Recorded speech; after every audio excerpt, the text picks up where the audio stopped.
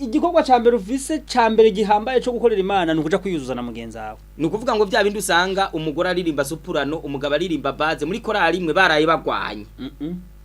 Canke abantu yo muri quartier uri gihemu. Uwo munsi bwira korale muti twebwe satani yaduteye, uno munsi ntituririmba, ntitwuzuye. Niho mubaye intwari. Umwana yananiye abavyeyi ntace yirukanga wagiye ngo kuri ibintu byose bya bindi by'amafacture birimwo ibintu by'amanyanga. Ibyo bintu amajournal de commerce ibyo bintu byose by'amafuti abantu bakora. Nta muntu azobyurirana mwijuru. Abantu bazoriheba. Turabaramukije tubashimira ko mwama mukurikirana bino biganiro mushikirizwa n'abavuga butumwa babagorozi. Rero no mwanya turabaha ikaze umuntu wese aherereye ku isi. Amahoro y'Imana abane nawe. Uwo muri kumwe rero jewe nitwa Eric Nshimirimana. Abantu benshi dusanzwe duhurira cyane mu nyigisho za Bibiliya twama tubashikiriza. Uyu mwene data nawe turi kumwe yo bibwira nawe muramuze hanyuma akabaramutsa hanyuma nkababarira ingingo twifuje kuno munsi tuyagako. Murakoze nitwa Jambo Skondo w'Imana dusangiye igikorwa dukora cyo kuvuga ubutumwa bwiza turavuga ubutumwa bwiza bw'ikanguro n'ubugorozi. Murakoze. Sawa no munsi rero tukaba tuganira ku kibazo ni kibazo abantu bakwiye kumva neza kubera kirimo ingorane nyinshi gishingiye ku gakiza k'umunyabyaha kuntu umuntu ashobora kwihana ibyaha ukuntu umuntu ashobora ese mwishengera umuntu yakoze icaha bikwiye kugenda gute ese icaha cihanwa gute ese umuntu yacumuye ese akibwira icaha kibwira abakozi b'Imana ese akibwira mu ncamake kuko abantu benshi babizi gutandukanye. Hari abantu usanga nk'ubu bakubwira ati wacumuye ati baraguca impongano ibintu bimeze nk'ibihano cyangwa ukakibabarirwa. Abamizirima bobo usanga bavuga ko ijya migigwa bakora yo kubushira amazi mu matwi hari imigigwa bakora bakakubwira ngo uri kuriyeza. Hari n'ahandi bakubwira ati umuntu acumuye baramusohora mu ishengero ahubwo bakanamuca n'igihano c'amezi ati ugasanga umuntu bamuciye nk'amezi 5 y'igihano 6 baramusohoye angahe bivana n'idini. Abandi nabo bakavuga ati none ibyaha tuzoza tubibwira abandi. Hari ababibwira abakozi abavugishwa babo Pasitori abantu bakavuga ati none bobo bihanirahe. Mu ncamake ni kibazo dukunda kubazwa n'abantu benshi no munsi twiyumvira ko dutegura ingingo ivuga ngo icaha cihanwa gute. Icaha cihanwa gute rero nico kibazo niyo ngingo tuganirako. Icaha cihanwa gute. Nkuko maze kubivuga abantu benshi bafise ugutandukanye batahura kumbure ingingo yo kwihana bitewe naho basengera no kwemera kwabo. Ariko Bibiliya itubwira ko icaha cihanwa gute. Rero turaganira kugira ngo dufashanye abasanzwe bakunda kugira ico kibazo bakakitubaza duciye mu byanditswe byera tubereke uko Bibiliya yabivuze. Hari imirongo ibiri twifuza kubanza kuvuga ko mu Baroma 4 umurongo w'8 uhadusomere handitse ngo hahirwa umuntu waraho atazoharura kwicaha. Ukurikije uwo murongo utweretse ko hariho umunsi umuntu azobahiriwe ku isi azoba ari umuntu wenyene gusa Imana izoraba muri dosiye yiwe igasanga ibyaha byose yarabyihanye. Ibyaha byiwe nta na kimwe kiriyo n'ibyo yakoze byarababariwe. Uwo munsi rero uzoba ukomeye kuko urabona muri buno buzima hajye bavuze umuntu ahiriwe abavuze ibindi. Muri buno buzima bavuze ngo urahiriwe abantu bafatira ku byo babona bifatika. Bafatira kumbure kuri umuntu ufise itongo ryo kurima tuvuge uri nk'urugo rufise ibyo kurya Imana yaguhaye ubyaro ufise bitungwa aho baravuga baturahiriwe. Mu bisagara bararaba kufisa aho kuba ufise ingendeshwa yo kuyunguruza ufise umushahara mwiza uzinanye n'abakuru kavuga bati urahiriwe. Ariko Imana iravuze ati umuntu ahiriwe n'umuntu uhora hadaharura kwicaha atazoharura kwicaha. Birumvikana ko icaha kirakomeye cyane kirakomeye. Birumvikana ko icaha nta nubwo bavuze ngo ahirwa ngo umuntu Imana izosanga ngo yasenga ahantu runaka ahubwo Imana ibanje kubona ko ikibazo kishingiye mu caha. Icaha kigizwe n'ibintu byinshi twagiye tubivuga ariko no muri Yesaya 1:18 havuga ngo naho ibyaha byo tukora tukutuku Imana ngo irabibabarira ngo bikera bikabanka nka sheregi. Bishatse kuvuga ko ku bantu Imana yaremye Ego. imbabazi z'Imana burya ntizipfa kurangira kugira ngo Imana irinde heba umuntu ireke kumugirira imbabazi ireke irinde ivuga iti wenzoguma ndaguharura ku ivyaha byawe. Ego. Iba yarageza kwiherezo ryo kwihangana kwayo. Sawa none tutaraja mu ngingo tuganiramwo zine zigize ukwicaha cihanwa. Abantu bashobora kwibaza ati none ni kubera kino ngingo itegerezwa kugaruka ko kandi abantu kwisi ubutumwa bwaramamaye bwa Yesu abantu bavuga ko bihanye bandi arabakizwa abandi basenga atese iyo ngingo dukwiye kuyimenya kubera iki kandi dusanzwe tuzi Yesu abandi bararirimba bakarira bandi barasenga bakarira abantu baramamaye kubera iki nuko dukurikije uko Bibiri ivuga nivyo tubona hirya no hino mu basenga. Ego. Abantu bakora ukunyuranye nuko Bibiri ivuga kubijanye no kwihana.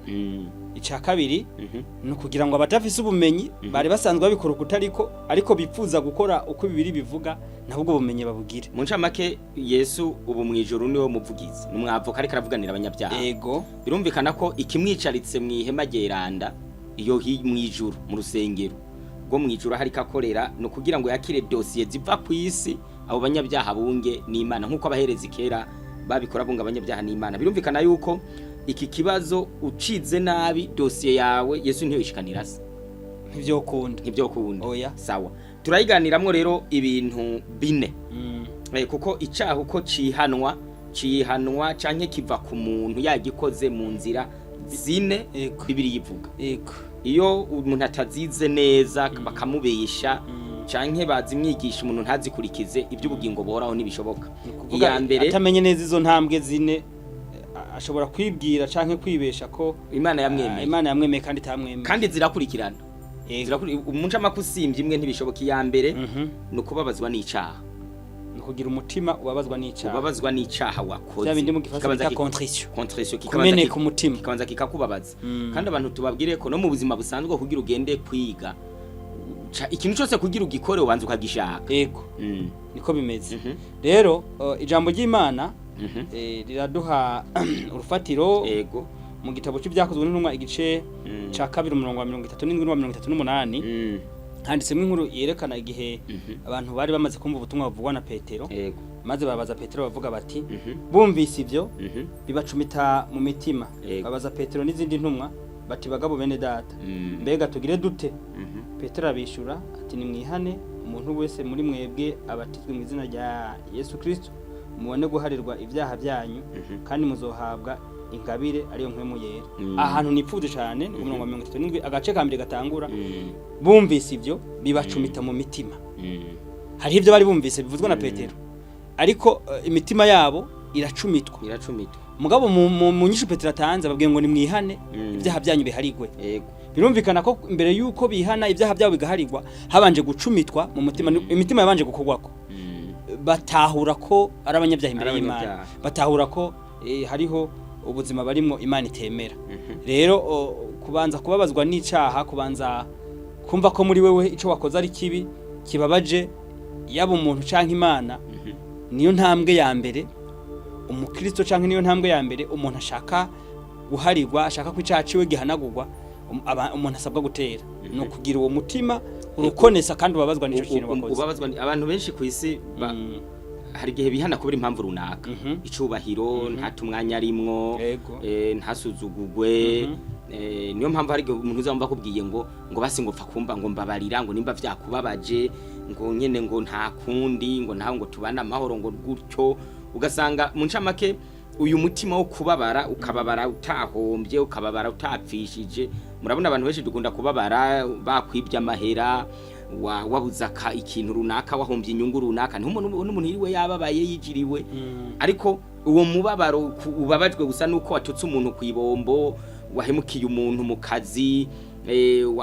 watutse ababyeyi, wabagabiye, wakoreye nabo umugabo, wakoreye nabo umugore, wakoze mu ncamake ikintu kibi haba kumana no ku bantu. Uwo mutima komenga uragoye. Hariho ibintu abantu bakora ukabona ko ari kwikura yo reka ndabivuge gutyo. Iyo umutima w'umuntu utababajwe n'ibyo wakoze mu kwihana kwa kuvuga ngo basi ngo kugira ngo amahoro agaruke ngo kugira ngo basi ngo tubane neza aho mu bisanzwe ntuba wihanye umutima ntuba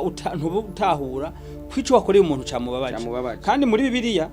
haranditse mu gitabo ca Zaburi 51:17 bimaze Imana ishikanirwa n'umutima umenetse umutima umenetse umutima ujanjagu Imana ngo nkene uwo mutima Imana ntuzowukengera mu bisanzwe ntiwirengagiza hariho rero ibyo abantu bakora ukabona no kwikurayo ibyo mu gifaransa no vyita ngo ni formalite ni nk'umugenzo ariko uwo mugenzo ukabona kudashingiye ku kubanza kubabazwa nico wakoreye umuntu kibi ubwo buzima rero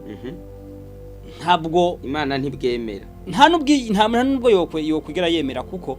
uwo mutima ugutera gukora ico bigaragara kudatahura ububi bw'icaha iyo udatahura rero ububi bw'icaha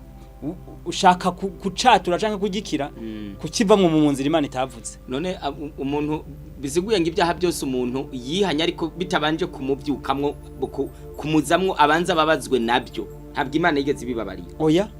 ntiyo bibabarira kuko kandi wabisabiye imbabazi imbere y'abantu gusaba imbabazi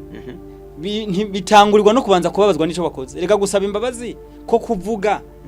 bitahereye ku kubanza kubabazwa nico wakoze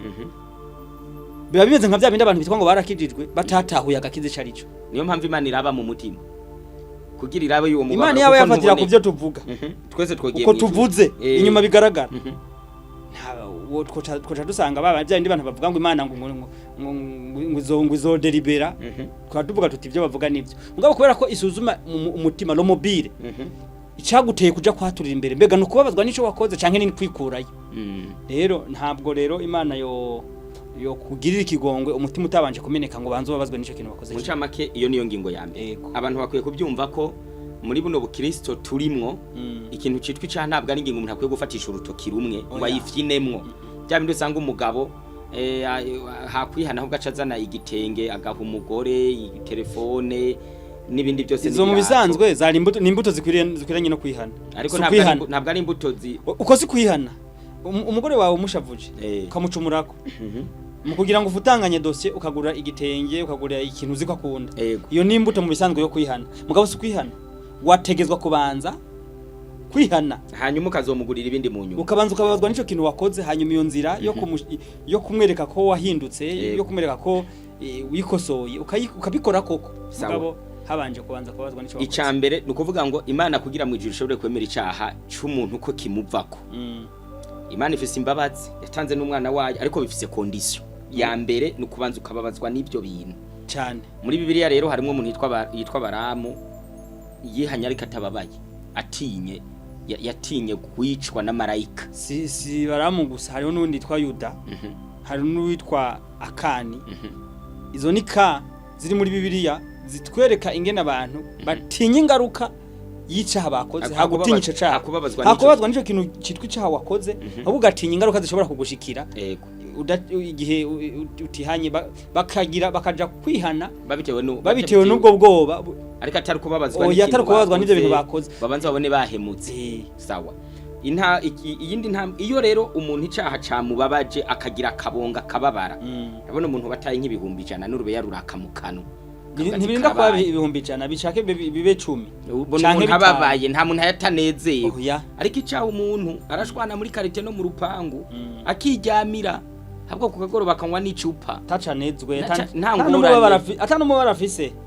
atababaye oya intambwe ya kabiri nukwemera ico caha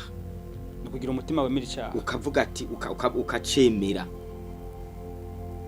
kabarekonesa kuri coupable ukavuga ati ibi byansinze tarinze gushiramwe imigani n'ubupfindo abantu birabagora muri kamere yacu ntikunda ikosha ko yakoze ikosha ntikunda kwemera ibi nibyo twakuye kuri Adamu na Eva kuko mu itanguriro gatatu hatwereka ingene cyaha caje mu isi kimaze kuza Adamu na Eva Imana ibagendereye yabaza iti murihe bati twumvise ijuru ryawe turinyegeze habaye iki Adamu ngo wa mugore wama Imana ibajije umugore ngo yanzoka warema ati yanzoka warema Imana ishabaza ubwo nimwariye kuri cacamwe nta numwe yigeze yemera ngo hahagarare imbere y'Imana mugiye Imana twacumuye kandi watubuza twatsinzwe twariye kuri cagiti ahubwo umuntu wese yaratanye umwe zataye yarondera urwitwazo ati mfane ku wundi uwo mutima uwo twebwe uruvyaro rwa Adamu na Eva turawugira kwemera ko wacumuye utarinze gushiramwe amananiza ukumva kuri coupable ukavyemanga biba mu mitima yacu biragorana ariko Dawidi niho yagize uwo mutima Zaburi 32:5 handitse ngo nakwemereye icaha canje sinatwikiriye ukugabitanya kwanje uyu mutima mu bantu Bibiliya itwereka bashoboye kugira uwo mutima wo kwemanga Dawidi arimo Dawidi awugize nibyo byatumye Imana imugirira imbabazi ikamugira ikigongo nubwo yacumiye inshuro zirenze imwe rero kugira umutima wemera ni intambwe igira kabiri ituma Imana ishobora kukugirira ikigongo cyangwa ituma n'umuntu wacumuye ko nawe ashobora kukugirira ikigongo. Dusigaje kuvuga ku bintu bibiri ku ngingo nayo tuyiveko muri Yeremiya 3:13 Imana yavuze ngo pfa kwemera gusa ko wancumuye ko birumvikana yuko umuntu aragenda kugira ngo pfa kwemera uburi kinani no kugoragoza abari barakugoragoza inzira yanyu ama possibility yose kugira ushobore gukira yatanze tworoshe uba watwanze ukavuga ati basi pfa kwemera rero urugero rw'impuwe n'imbabazi by'Imana burya ntibipfa guheba umuntu Imana ninzi vuga ngo pfa kwemera hari aho yari yashatse ko wemerera ariko utarukonesheje ikakongera garyo. Ikindi gisigaye mu bitabo dusoma bya Bibiliya n'ibindi bitabo dusomye bya Esprit de Prophecy hatubwira yuko icaha kuko Dawidi ku icaha yari yakoze yishe umuntu aranasambana icaha iyo utakibwiye Imana mwizina ahubwo ukazugenda gusenga uca ku ruhande ngo nabyabyaha ngo Mana urabibona ngo ibintu nyane bimeze gutyo by'ubupfindo Imana ngo ntabwo ibabarira umuntu niyo kubabarira kuko umeze nk'umuntu agiye gusaba atazi ico agiye gusaba nkubu kagenda imbere ya papa wawe ugahita uvuga ngo nawe urabizi ibyo urabona ngo urabizi ngo ibyo nkeneye ego Imana nibyo ntibinyegejwe uko mu mutima wacu hameze mugabe irashaka ko twatuza kanwa kacu tukavuga amakosha yacu mu kanwa kacu umutima wacu kayemanga hanyuma tukabivuga mu izina n'imbabazi z'Imana ishobora gushika mu ncama ko umuntu nimba yiba ugiye gusenga mu gwihereye yego genda watondekanije ibintu ugiye gusabira imbabazi uzibikuremereye by'ibyaha cyane n'amazina yabyo cyane ndimana ndabesha ndatukana ndasambana singa ibigwamana ndaraguza ndumurozi nuko ndiba ubivuge mwizina utarinze kuzugenda ngo rongo mana ngo nabyaha bindi kuburyo ahubwo Dawidi muri Zaburi ega hariho nimvuga abantu bakoresha bakabavuze babesha ngo navya bindi umusanzwe iyo mvugo ya navya bindi iyo holatife isanisha ibyo kumbure warigeze kubwira Imana ushatse kongera kuyibutsa nubwo itibagira uhibwira uti navya ibindi kumbure ni vya bindi wigeze kuvuga amazina mugabo ari ugiye gusenga tabyo wigeze ubwira Imana ngo navya bindi ni bari vya bindi biye ntabyo muri Zaburi ya 19:12 handitse ngo ninde ashobora kwimenya ko amafuti ntumparure ko ibyaha byanyenyegeje Dawidi nawe yarasabira n'imbabazi n'ibyaha byamwinyegeje ashobora kuba bya bindi atibuka ahubwo je risomo ryarantangaje birumvikana yuko n'ibyaha utibuka ngo bizira bivuze ngo hari umuntu ataba yarimenye ko amafuti canke ntamenye ko ico yakoze na cari futi mugabo ibyo utazi utibuka utamenye urakwiye kubwira Imana uti ntumparure ko n'icaha canyenyegeje ico ubwenge bwanje butibuka cyo utazi ko cari ntatahura cyo nakoze ntazi ko ari icaha naco nyene baragisabira imbabazi niwo mutima ukwiye kuranga umuntu aca mwijuru ashaka kubana n'Imana ikororotse. Ingingo ya kabiri ni kuvuga ngo nukwemera icaha bya bindi by'amacenga rero urumva ngo niwe yantanguye ngo urumva nanje ngo ndi umugabo ngo namwe murabibona ibintu mwene ibyo gutangura kwa hehe ko gutangura niba kugutangura kutagaragaye mwicaha icaha kigaragara kuri wewe kugutangura kwiwe ntib'impamvu yo gutuma wowe utemera icaha cawe. Sawa intambwe ya gatatu iyo umuntu ababajwe n'icaha ese ya mbere hanyuma akacemera icya gatatu intambwe ya gatatu no kwatura canke kwirega cyo twa confession turasoma iyi rero irimo ingorane turabanza dusoma umurongo uri muri Bibiliya iyi ngingo irakaze mu gitabo mu cete ca mbere ca Yohana igice ca mbere umurongo w'9 handitse ngo ni watura ibyaha nitwatura ibyaha byacu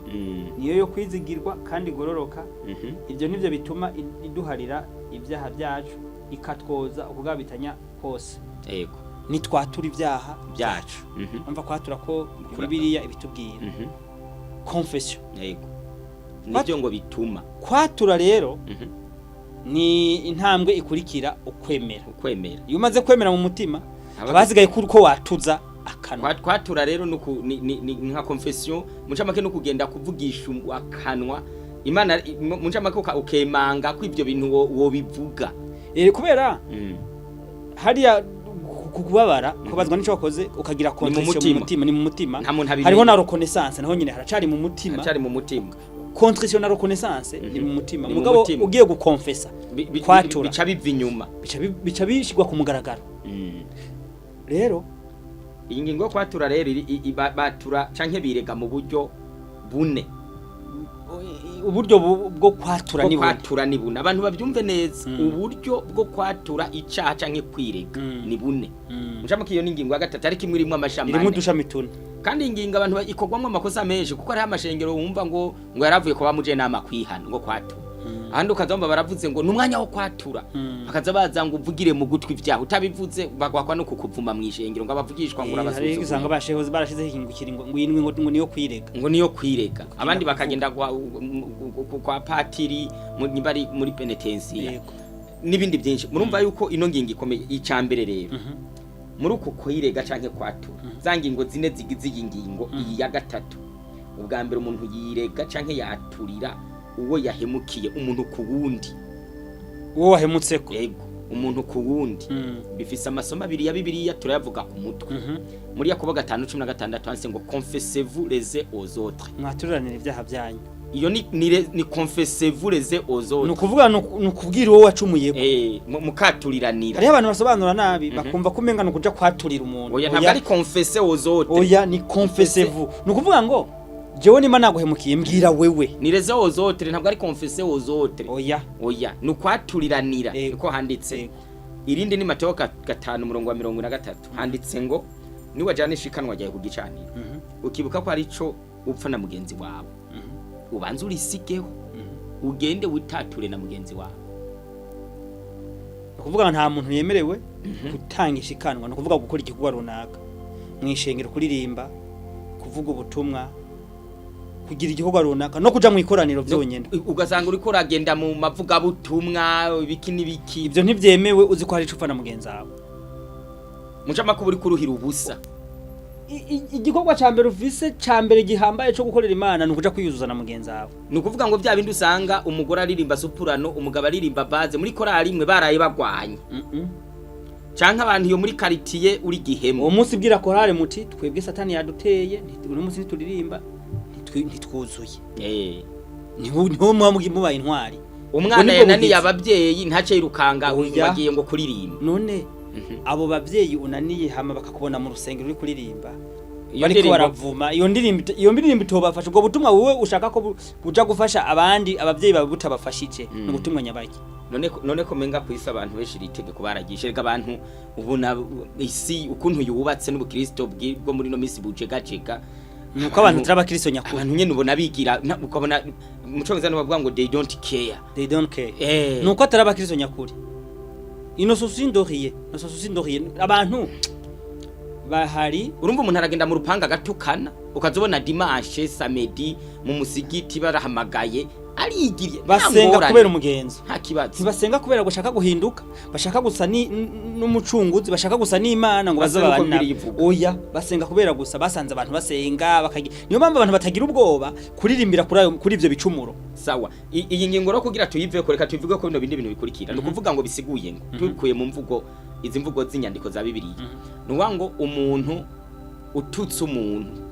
cyangwa ugashwana n'umugore ugasuzugura ababyeyi abo bantu abonye nabo wahemukiye yego genda ubahamagara ubabwire ngo nabacumuye ko mumbabari ubanze wiyuzuze nabo imbere yuko uja mu kindi gikorwa cyangwa ugenda Imana ngo ikubabarire ntabwo hari abantu baca basimba bakirukanga mu ijuru ngo Mana mbabarira kandi aha ku isi batakwemera utarabasaba imbabazi Imana ntikora gutyo yaba yakubwiza akanwa cyo tubanze usubire kuri bari yabanze wiyuzuze nabari aje ntaco dupfa sawa none ko hariho urabona nk'umuntu ureka vuga icaha kiremereye abantu bakunda kutubaza umuntu yasambanye sivyo kandi nta wabafasha yego mu mashengero menshi bategeka yuko uza kubibwira pasitori Pasitori kubera kiretse niba ari umukobwa yasambanye nawe oya we mwabikoreye nta numwe yababonye muri buri babiri abantu bagacavuga ati jewe nsambanye nkasambana n'umuntu w'umukobwa canke w'umugore uwo nasambanije bwa mbere niwe nacumuyeko niwe nakoreye icaha ko namushutse ndamwinjiza mu buzima bw'icaha jewe nawe turi babiri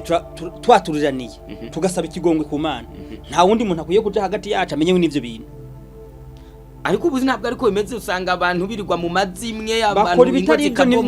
niyo mpamvu imiryango yononekara umuntu arakora icaha kibi nk'ico atamenyekanye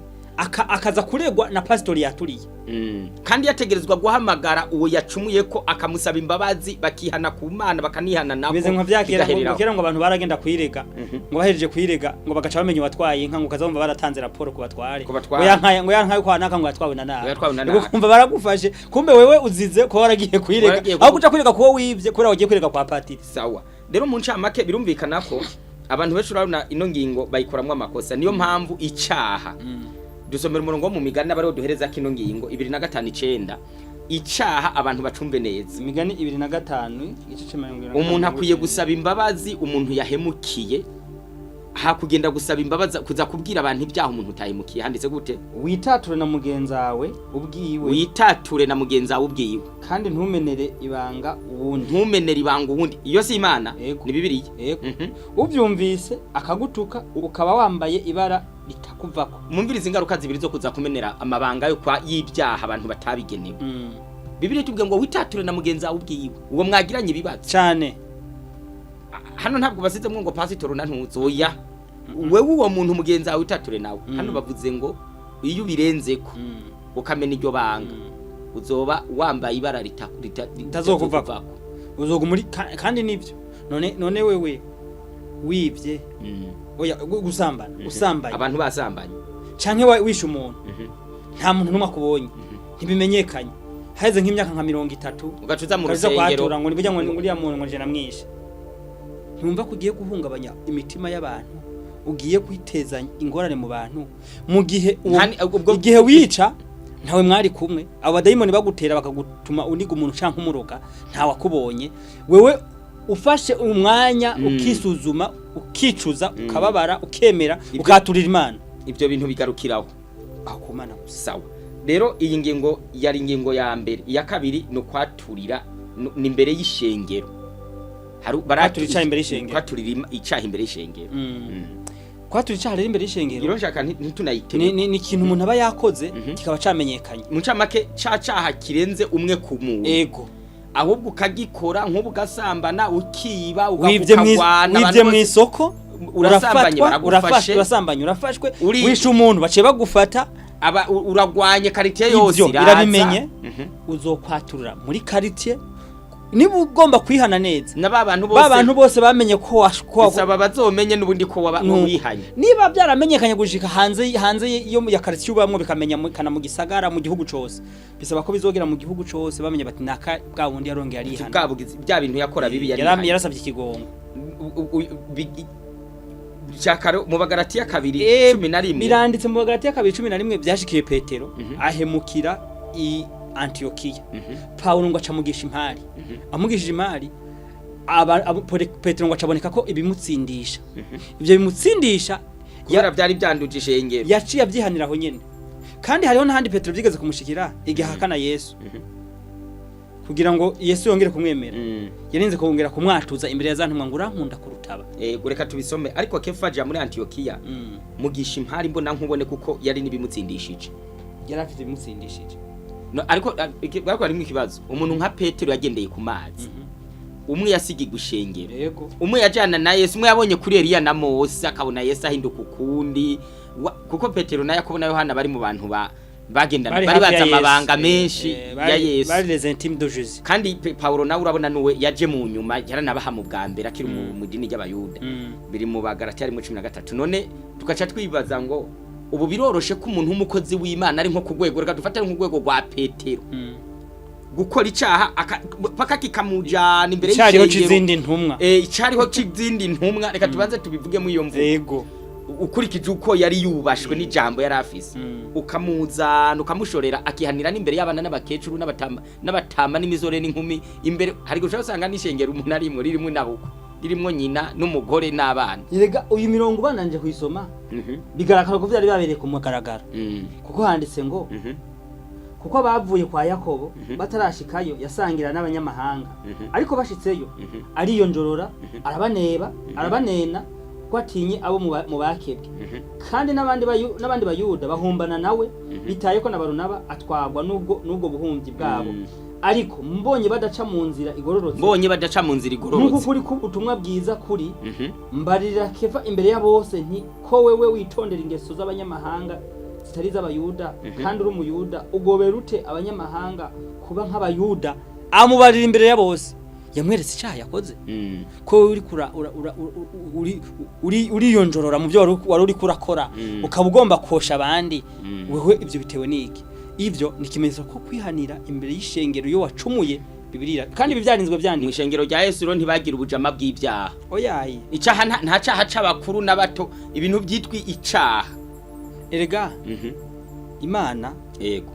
ntigira nkunzi mu Baroma 2:11 handitse ngo ntirobanura abantu ku butoni ntigira kamwana wa mama wewe uhemutse uri umukozi wayo n'undi ahemutse atitwa umukozi wayo ahubwo ari umukristo asanzwe mwese inzira yo gucamwo musaba ikigongwe n'imwe emera ibabazwa wicuze mu mutima emera atura nta kayira yashiriyeho abitwa intumwa abitwa Pasitori abitwa abakozi b'Imana nta kayira bashige ivuga mwebwe ndabahaye faveur muzokwihana mu buryo buri special muzokwaturira handi hantu oya nta inbox guca none wacumuye ku bakristo bawe nawe iyo inbox ucibaho gute bisabugaruke imbere y'abo bantu basabira imbere y'ishengero na Petero yarabikoze Imana ubwo n'ubundi buryo bwo kwatura iyo byashize tugacumura mu buryo mucamake icaha cavuye kuri umwe kumwe canke mu kagwe k'abantu bakizinanyeko kikamenya benshi kigasuzuguza ishengero kikamenyekana ico caho umuntu acaturira mu ikoraniro no mu ishengero aho usengera uragenda ukacaturaho cyane icya kabiri icya gatatu no gusubiza ibyo wibye iyo wibye urumva ntabwo kwatura ngo mana rero ngo narabyibye ngo mbabarira kandi bihari no wabyibye ahari abantu babyumve neza ibintu umuntu yibye agihari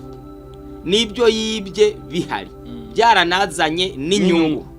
asubiza ibyo bintu n'inyungu zabyo zose kuwo muntu zishaka ziba zimaze imyaka ijana iryo niryo jambo ry'Imana reka tubanze tubisubiremo umuntu waribye ibyo wibye ukabikoramwo business bikabyara inyungu izo nyungu ukazikoramwo ibintu bikomeye ariko nawe mu mutima uzi ko zahereye ku telefone y'abandi wibye iyo wihanye kugira uzoje mu ijuru ushaka ko umukristo nta ico caha mu kucatura ugasubizanya n'inyungu ibyo shaka dusoma ibi biragoye haraduze ukristo buraduze Bibiliya ikatubwira ngo Ezekiel 33:15 uwo munyabyaha yego agasubiza ingwate nyeneyo akagarukana ibyo yambuye akagendera mu byagezwe bihesha ubugingo ntagire ibyo kugabitanya akora nukuri azobaho ntazopfa akagarukana ibyo yambuye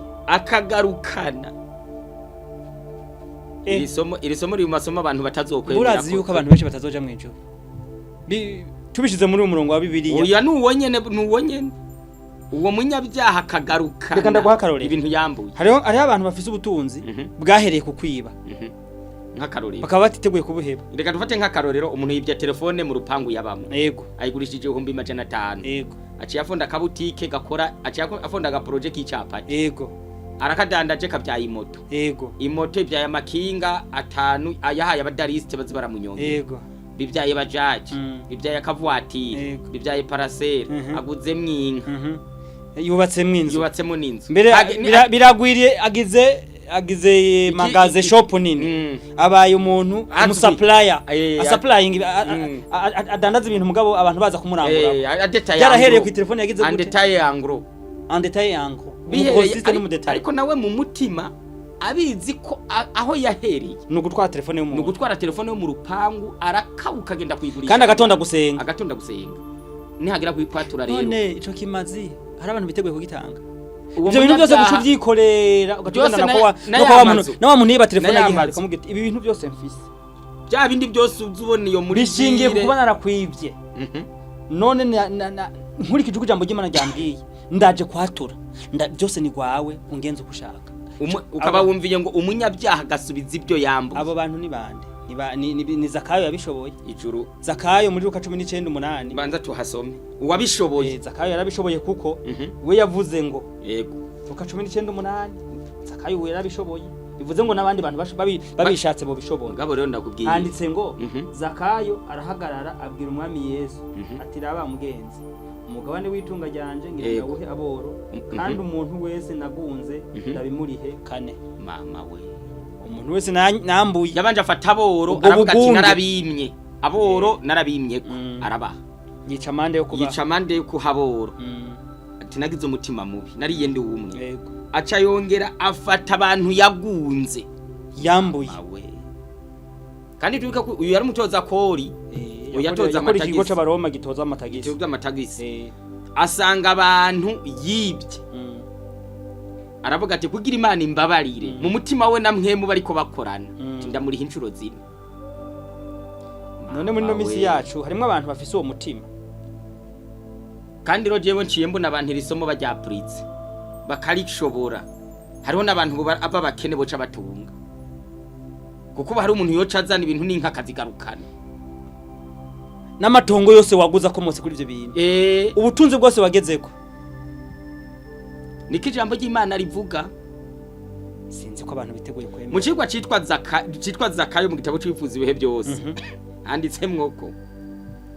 ibintu byose abantu barondeye mu buryo bwa fraud sinzi ko ico cigwa gifise ndabiri cigwa mu bifuza byose citwa Zakayo harimo amajambo ko ibintu byose abantu bakora biri muri business ngo birimwo fraud ibintu byose bya bindi by'amafacture birimwo ibintu by'amanyanga ibyo bintu amajournal de commerce ibyo bintu byose by'amafuti abantu bakora nta muntu azobyurirana mwijuru abantu bazoriheba kubera ubwo buzima reka ndayarabe ubwo buzima bwera Imana ishaka kuduha n'abantu kubuhuza n'ubuzima nivyo bafise mwisi abantu bazoheba ijuru bazotuma baheba ijuru none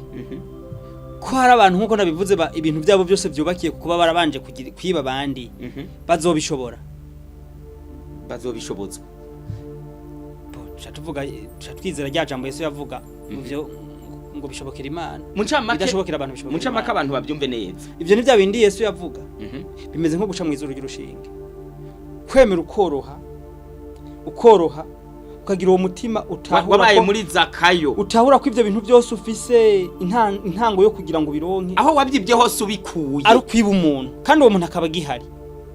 hari n'igihe uwo muntu nk'aho telefone wamutwaye ubukene bwaciye buhera ko nawe arakena ukabutungishijwe none nk'uwibye nk'ikigakorera societe akorera ufise akazi runaka kumenga we hari umuntu acha womenga nawe womenga nta muntu yambuye acavuga ati nibyo harigera abakorera nk'abazungu ngo iby'abazungu biraribwa ari umuntu azamba bakubwiye ngo umuntu ngo inkangurisha iziritse ngo impene hajya n'impene igitungwa nyene kirisha ngo igitungwa ngo kirisha ngo kiziritse ngo mafu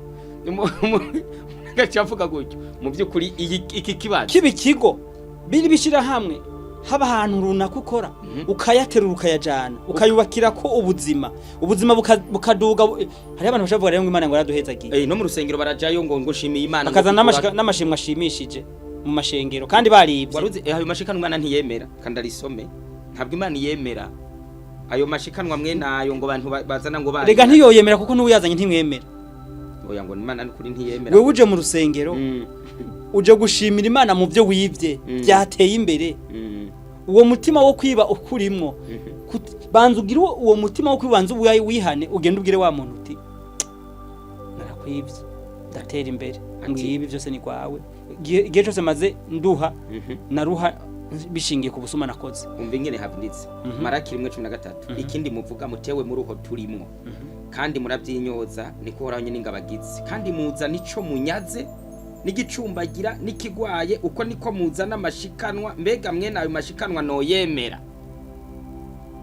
aho mashikanwa y'ibicumbagira y'ibigwaye ayo banyaze nayo banyaze nayagwaye nayacumbagira ayo yose atatu Imana ntiyemera. Abantu bariko batwumviza rero ego bazi ko babaye muri ubwo buzima bw'ubujanja nibareke kwirusha batafashe ingingo babwire Imana bati Imana duhe uwo mutima wabaye muri Zakayo udushungururire natwe tuje hejuru mu giti cy'umusukoni turabe Yesu bave muri ico giti bururutse kuja gusanganira umukiza bazaniye ako gakiza. Abantu nibo banze bareke kuja kurusha inyo zabo bicara mu ntebe mu rusengero amavi yabo bafukama basenga birirwa ku misozi batamba batani imyanya ko batiteguye gushira mu ngiro ivy'imirongo bivuga oya kubera Imana ntigira imbabazi ku utazigiriye. Imbabazi z'Imana nizo zo gusunikira kuja umuntu afise yibyiradi yakaba yivuza yayibye mu kaminga akayivugiriza kumutakura ategerezwa kuyikorera akayisubizayo tiya radio mwabura ya sabufu bujangiye umuntu umukorera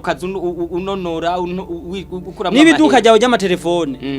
byarahereye kubanza gusopa amatelefone y'abandi bantu uzoracoma rucomora ukaba warazigurisha mu nyuma ukaba ushobora no kuja kurangura Dubai yego ariko warahereye kubanza kwiba telefone kandi ubazi iryo duka ryawe ryubakiye ku matelefone y'abantu bacomo y'ubugunge banzu rihebene kuko sigwawe niba usenga rihebene niba udasenga nta kundi nyine kuko nubundi ubuzima bwawe buzogarukira muri inosi none ko numva ari abantu batunze ibintu atari gwabo so umwe si babiri muri cya gitabo citwa uwipfuzwa mu bihe byose ni page ya 550 mu cigwa citwa Zakayo handitse ngo dans les affaires bijanye n'urudandazo le chrétien umukristo le chrétien doit montrer au monde comment notre Seigneur dirigerait des entreprises commerciales. Mu bijanye n'urudandazo umukristo akwiye kwereka isi yose uko umucunguzi abaye yari muri urwo rudandazo uko yo kwitwara umukiza wacu ari kuyobora ivyo bikorwa by'ubudandaje mu ncama ko umuntu wese akwiye uko yari kubihagarara uko yari kubigororokamwo mu ncama kiyo butike yawe yari ya Yesu yaba ari Yesu ariko arakudandariza akaza kudandaza ari Yesu nkuko ari canka ari Yesu wahaye akazi ari Yesu uko ari kubigukorera ntagiremwe agatosa ashiramo ntagiremwe agasembwa ashiramo ntagiremwe inyanga akora umukristo ngo akwiye kuvyereka isi umve dans chaque opération muri buri gikorwa cy'ubucuruzi ukora il doit prouver que Dieu est son maître niba ucuruje udandaje ikintu ukiranguye erekana ko Yesu ari mwari mwigisha wawe mutware wawe. Sainteté à l'Éternel, ces paroles doivent être écrites sur le journal et le grand livre, sur les contrats, les factures et les lettres de change. Ibintu byose bikoreshwa mu rudandazwa yaba bavuze journal igitabo grand livre contrat ama facture ajya market yo guhanahana ibintu ngo akuriye kuba handitswe kwijambo rivuga ngo kwera kuhoraho sainteté arte byerejwe uhoraho sainteté à l'Éternel ibi byerejwe bizaze kuvuga ngo iyo butike yawe Imana ivuze uburenganzira bwo kuyiterura ikajana mu ijuru ikabayo mu ijuru bakaba yemera ni yera canke ico gikorwa wahawe ubobe nabo bagihawe na leta iyo operation uri kurakora ico uri gukora iyo affaire urimwo uri umukristo Imana ikwiye kuyifa ikaba yo yijana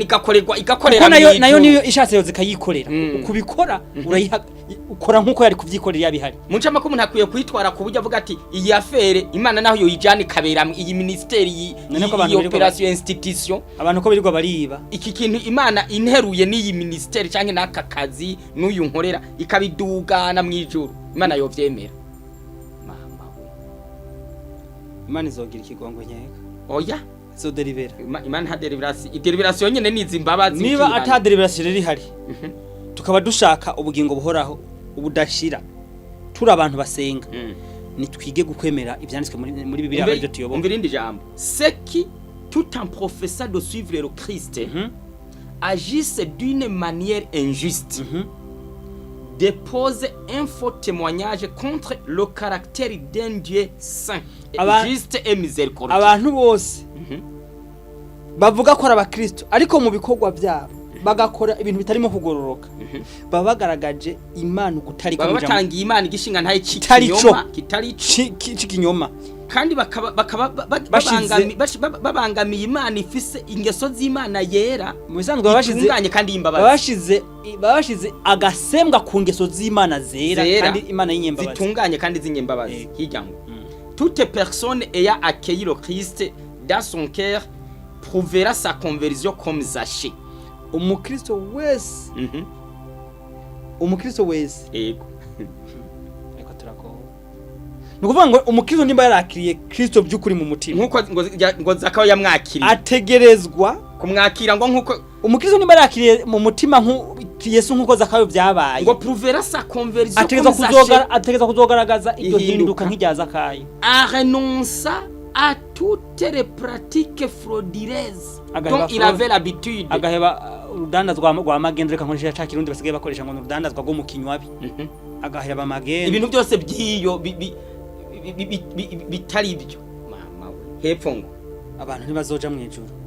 Nguma ndabisubiramo. Ko oya bazojayo bihanye. Comme le chef de péage. Ega kwihana. Tugarutse muri ya ngingo ya gatatu. Ibyo bintu byose waronkeye muri fraude. Nimba wacira akayira ibintu bikinjira muri fraude kugira nawe uronke ko abantu bose bagaca babizana gutya nabo bakaca mbe waruzi bose biteguye kwihana mbe waruzi ko ubu rega fraude ni ibintu byinshi umuntu aragenda agafata ifu y'ibyema akayivanga n'ibigori agaca acuruza ayo n'amanyanga ibyo ucuheba umuntu akagenda agafata ibiharage bya jone n'ibya kirundo n'ibya kinure akashiramo itoni zibiri agacashiramo ibiro 400 canka 2 by'amabuye n'ibyatsi biro 10 no mu miceri hose byose no mu miceri umuntu akagenda ugasanga agutumye umutumye ngo genda ngurire amabati n'ibyuma uwasanze ku butike agacambira ngo nkorera facture itari cyangwa ibi boss ngo nukunyene babijya mama we none niyo mpamvu nanimuze nti abantu ntibazoja mu ijuru ibyo bintu byose abantu biteguye kubyatura ukurikije uko iyo nyandiko itubwiye reka nsubiremo hano baranditse ngo comme le chef de péage elle montrera sa sincérité en faisant des restitutions nk'uwo mukuru w'abatoza kori azokwerekana ubudahemuka bwiwe mu gusubiza ibyo bintu byose rero atwaye baje basegura ryasomo ngo le Seigneur d'ici le méchant le gage qu'on lui a confié s'il restitue ce qu'il a ravi s'il suit les préceptes basumwe ryasomo umunyabyaha yasubiza ibyo yibye haranditse ngo si nous avons fait du tort à quelqu'un par des opérations commerciales frauduleuses niba twarahemukiye umuntu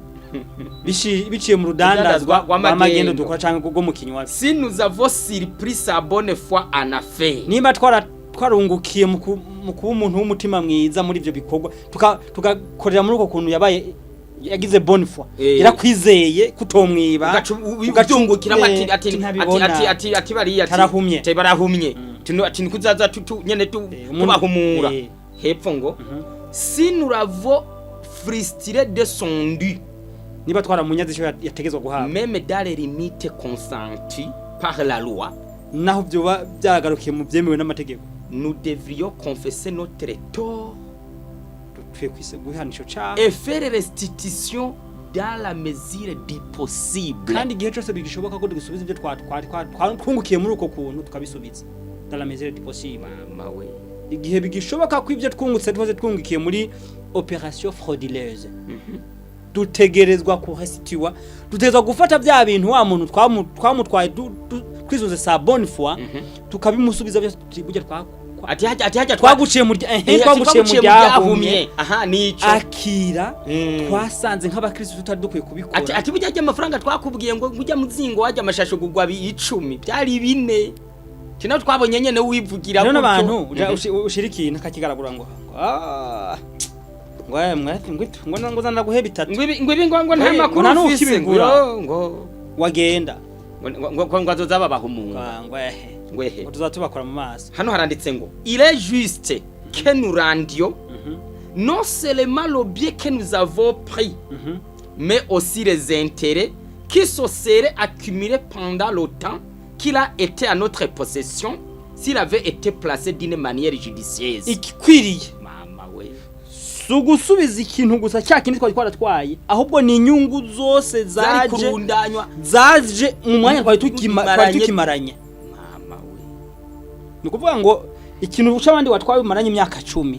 izo nyungu zose zikomoka kuri ico kintu terura nimba ugomba kwihana kwemewe umujane niho Imana mu gitabo cyawe c'ubugingo izina ryawe rizogumayo niho icaha cawe mu gitabo c'ibyaha rizoba rifuswa niho ubwo buhizi ugize mu gitabo c'ugwibutso buzokwandikwamo bitagenze uko banzu gendurira Imana iguha umutima iya kane gusubiza no gusubiza ibyo wibye yego iya kane ni kwirega imbere y'Imana no kwaturira Imana muri Zaburi ya 49:1 handitse ngo mwaturire uhoraho 29 mwaturire uhoraho kwaturira Imana rero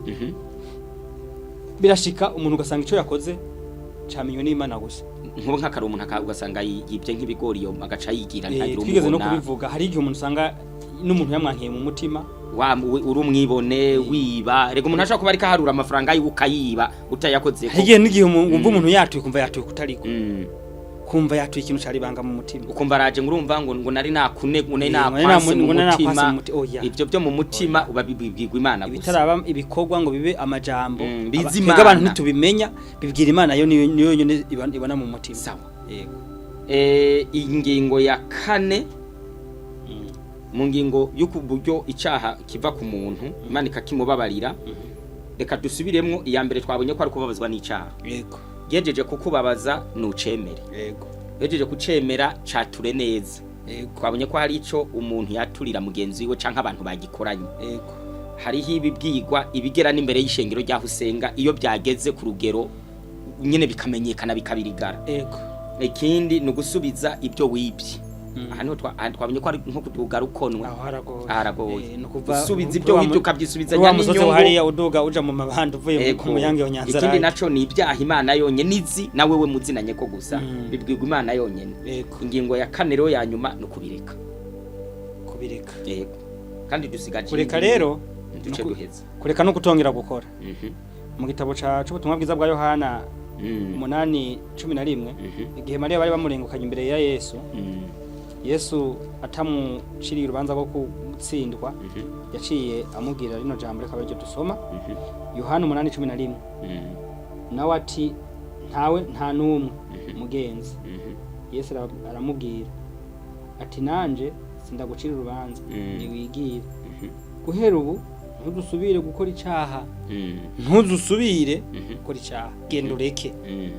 bishatse kuvuga ngo habaye contrition kubabara hakaba connaissance hakaba confession ariko ntihabe délèsement umuntu ngo ico byo ntabi kandi guheba niko guhinduka yego niko kubicari mu gishasha hata yo mu bisanzwe ikintu bita kuba iyo conversion hakaba converti bitangurwa no kubanza kubabazwa yego hagakurikira kukwemera cacaha hagakurikira kwatura hamukareka ibyo nivyo bita conversion guhinduka uko niko guhinduka uko guhinduka rero ni imbuto iba ikomotse muri za ntambwe zine kandi abantu bazi yuko guhinduka rega abantu benshi bazi yuko guhinduka ruko guhindura idini wowe guhindura idini wahora umuririmbyi bakagusengera ngo kaba pasitoro oya no guhinduka wahora udasenga ngo kiha oya nimba wabesha ahubwo urabireka kabicari mwigisha cete cyakabisha bakora ino 5:17 kubicari mwigisha hasha no guheba ingeso mbi wahora ufise ukayiheba burundu ukagira ingeso nziza zisa niza Yesu nawe ubundi kuba wari umudirimbyi munyuma ukavuga butumwa ntubuhindutse oya sawa kuko umuntu ashaka kugenda yimukana ibyaha hanyuma hasigera ikibazo cyanyuma kintu mu mashengero amwe ati nijya abadventiste ririmo umuntu arakora ibyaha usanga baramusohoye mu rusengero bakaca rimwe na rimwe basanga nyine minga bamuretse bakamuhana nk'amezi umwaka amezi bagaca abandi nabo mu yandi mashengero bakavuga ngo bakakubwira ngo twaraziritse ngo ico bagaca basoma umurongo uri muri Yohana Mateo 18 ati ico muzozirika mwisi no mu ijuru turaziritse iryo somo urisome hama turiganireko niryo duhereza bo reka tubanze tuhasome Mateo 18 Mbere ku murongo wa 15 handitse ngo mugenzi wawe niyakugirira nabi ugende umuhishuke mwiherereye niyakumvira uzoba wigaruriye mugenzi wawe icyo rishatse kuvuga iki jewe ndakugiriye nabi nshikira twiherere haje wagiriwe nabi ni washikira uwamugiriye nabi yego kubera umugwayi mu vy'Imana mu vy'Imana umugwayi aronderwa n'ubukomeye ubukomeye ni warondera umugwayi yego wewe wacumuye niwe mugwayi ivyo bintu minga birago uwo muntu wacumuye ko ni wakomeye nagushikira Imana yatanze ubwo muri ino si dufise amanya muzabumva ngo ataje ngo nagende tuzorimbuka rero bigumye nkuko twazorimbuka bishatse kuvuga ko rero jewe ndaguhemukiye shikira turi babiri twiherere nina kwemera icyo nakoze sawa nkacatura nzoba nkitse hepfo ariko natakumvira ujana umwe canke babiri kugira ngo ijambo ryose rize riringanizwe bivuye mu kanwa kibyabona bibiri canke bitatu natakumvira hitana umwe canke babiri mugende ibintu byose byongere bisubigwemo natakumvira nundi uzobandanya kuko ibiriro irabandanya katubwira mugabo niyakumvira ku ntambwe igira kabiri wajanye umwe canke babiri mugenza buzo mugaruka umucama kico cagica giherera muri mwere yanse 17 natabumvira ubwira ishengero mucama ke atabumviye mucama hamagara babizera bose hamwe cyari ndi ryose ego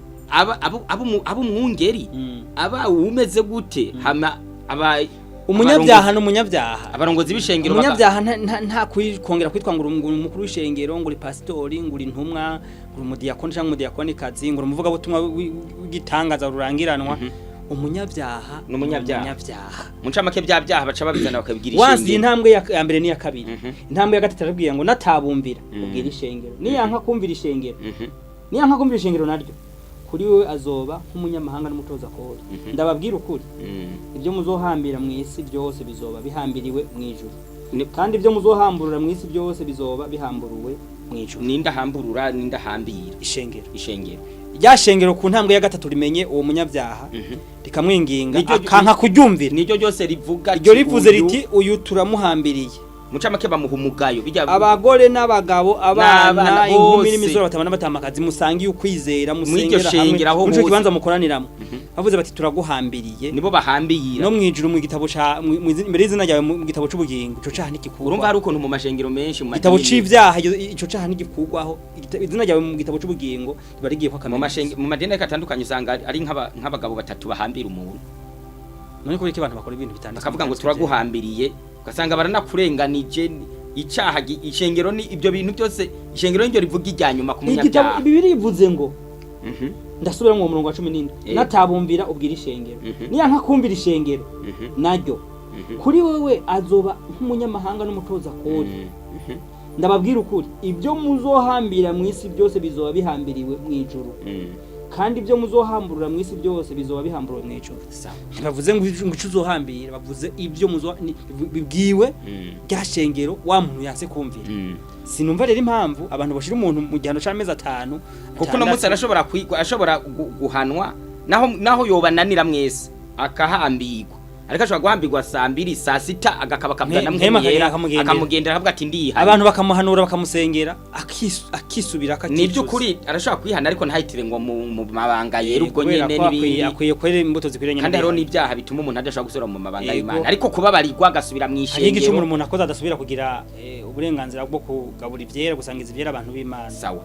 ariko kubabarirwa kwakirwa mu ishengero ntibigira amezi n'imisi bijya ntabwo ari ibyo n'abantu bitiranya kwa mabanga yera ntibongere kuyakora no kubabarirwa ntibisa shobora kubabarirwa nkazoja no mwijuru ariko Imana itongeye kumpa uburenganzira bwo kwigisha ivyera byayo sawa kubera bivanye n'ubwo bwicana nakoze